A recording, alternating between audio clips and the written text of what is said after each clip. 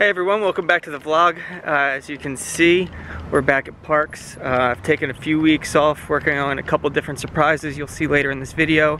I also got a new camera and have been studying a lot to try and improve my game for the World Series.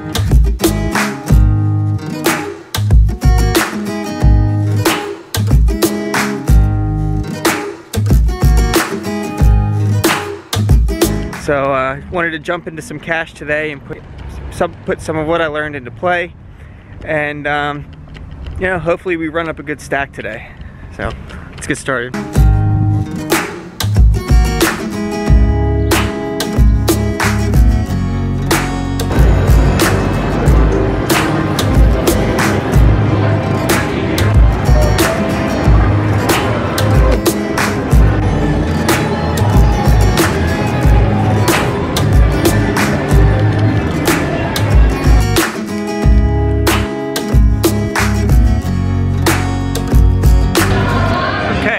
I'm doing a hand review in the middle of Parks, so let's see. Hopefully the microphone works out pretty well.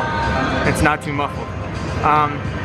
In this first hand, I have Ace Queen Jack 3 double suited diamonds and hearts. A couple limps around. Someone makes it 5 in middle position. I decide to repot to 20, re-raise to 20. There's 4 callers to the flop. Flop is pretty good. It's Ace King 5 with 2 hearts.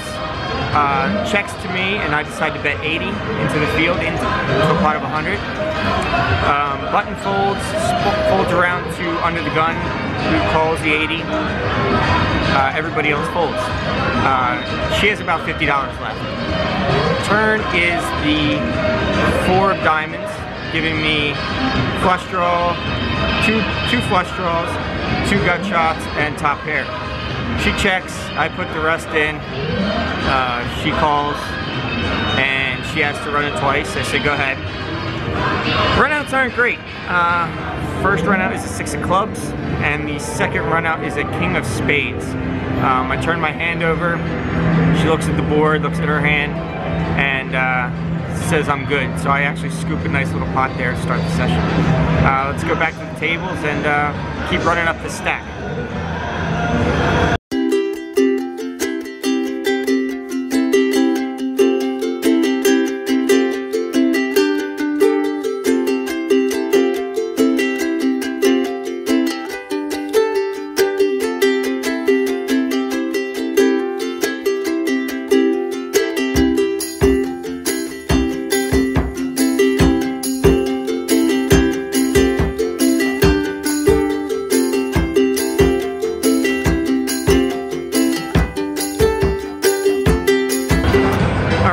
Hand number 2, I have King Queen 5-6 double suited hearts and clubs.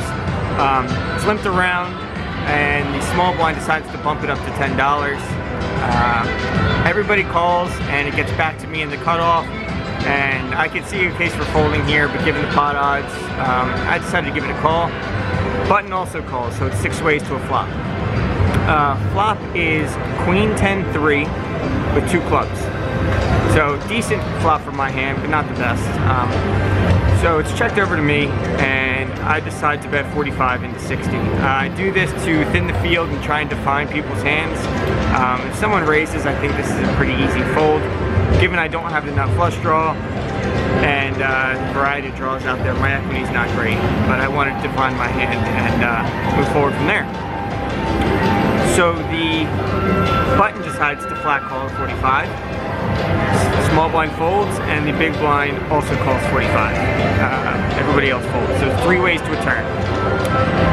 Turn is an offsuit 5, giving me 2 pair, and the big blind checks. I have a close decision here between betting and checking. I think I want to bet here. I think if anybody had me beat, Queen 10, or if someone had a set, they would let me know about it on the flop, and given I have the second best 2 pair, I think this is a pretty good bet, trying to deny equity from draws, and I'm blocking clubs. So I decide to bet 175, which is what the button has left. The big blind has about 350 left, so I bet 175. Button calls, and the big blind thinks about it for a second and also calls. So it looks like we're looking to dodge some cards on the river here. The river is an offsuit 3, pairing the 3, and the big blind decides to check. Now, a lot of players would just check back here and try and take showdown value, but given this player I've seen call off very lightly, I decided to bet very small. I want to get paid by a hand like ace queen, or any queen really for that matter, and I beat queens and 3s on the board. So I think if he had better than that, he would have just bet himself. So he checks and I bet 50. He thinks about it for a couple seconds, and given the size of the pot, he can't let it go. He calls and shows Jack, 9, 10, 4 for a pair of 10s. So he did call me even lighter than a queen. He also had a club draw, so he was open-handed in a club draw on the flop. The button showed the ace-high flush draw, and that's it. Mucks his hand. So we scoop a nice pot 3 ways here, and we continue with the run good.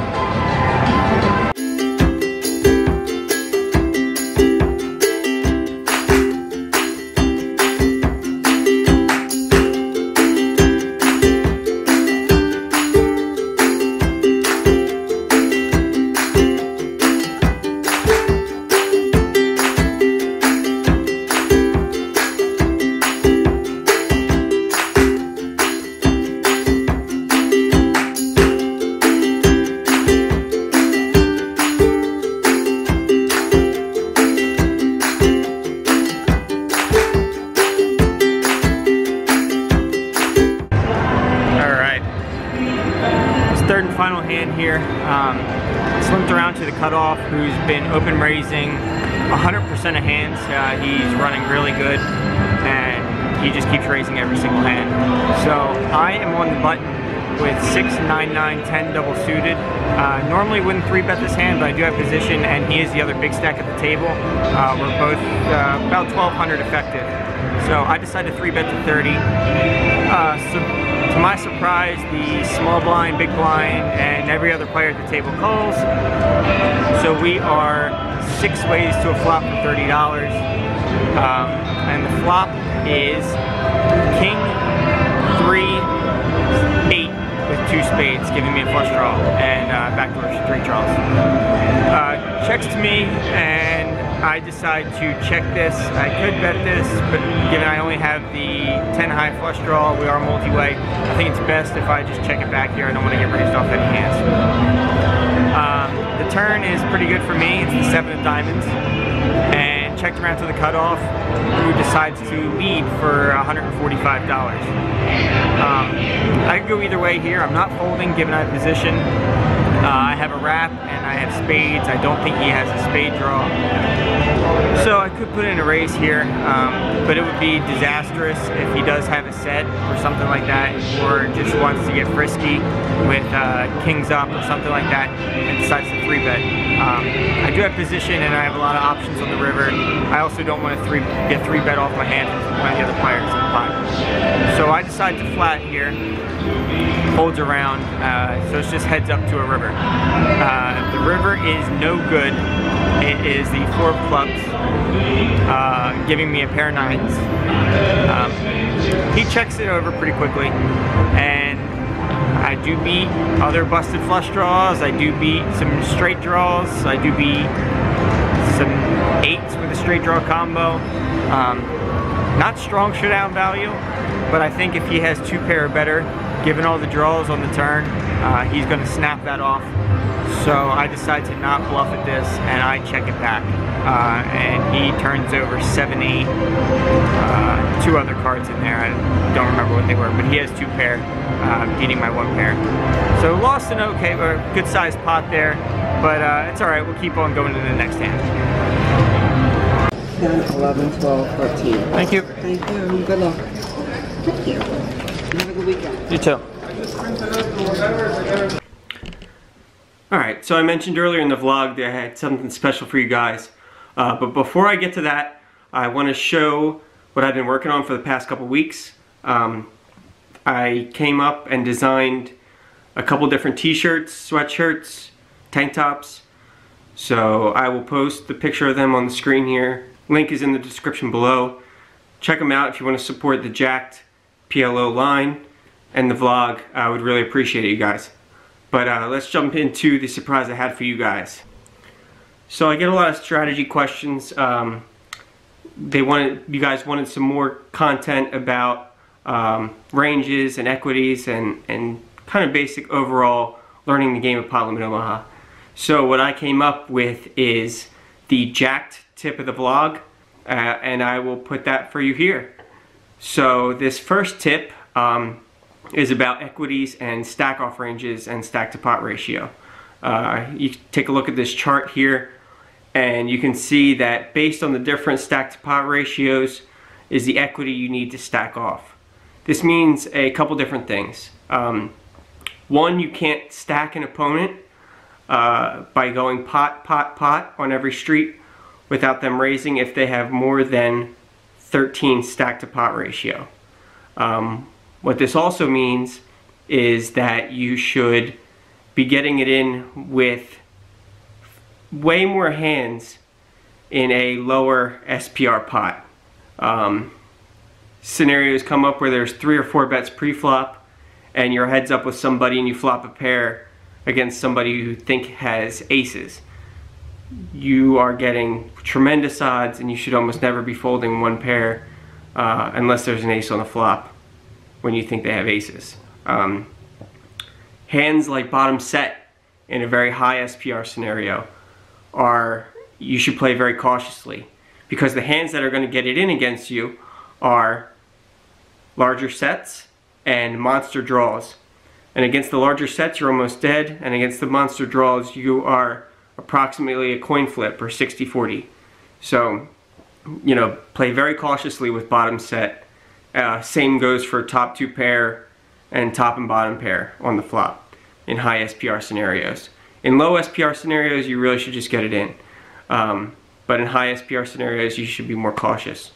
Also, the high SPR scenarios favor the player that's in position, and low SPR scenarios are, I wouldn't say favorable for the person out of position, but it makes it easier to play if you're out of position with a low SPR.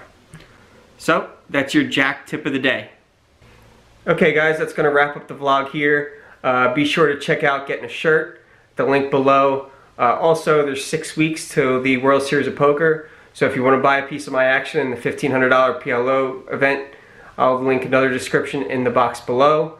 And as always, like and subscribe, and thanks guys for watching.